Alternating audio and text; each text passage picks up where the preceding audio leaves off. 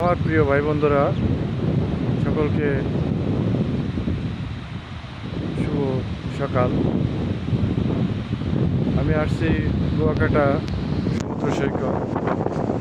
কুয়াকাটা সমুদ্র সৈকতে আসলে মানুষ যে কারণে আসে মনকে তৃপ্তি দেওয়ার জন্য, মনকে সাগরের সাথে মিলিয়ে দেওয়ার জন্য, সাগরের মতো উদার মনের মানুষ হওয়ার জন্য।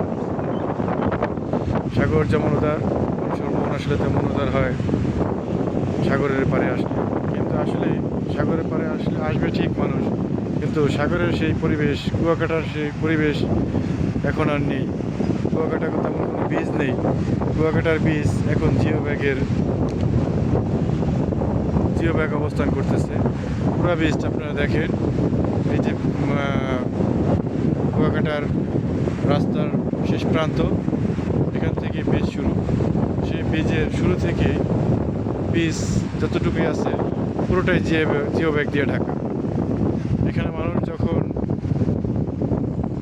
জোয়ারের সময় পানিতে নামে, তখন হোঁচট খাওয়ার, পড়ে যাওয়ার এবং ডুবে যাওয়ার ভয় থাকে। তাই মানুষ এখন আর কুয়াকাটার প্রতি আকৃষ্ট নেই, নেই। ধন্যবাদ সকলকে।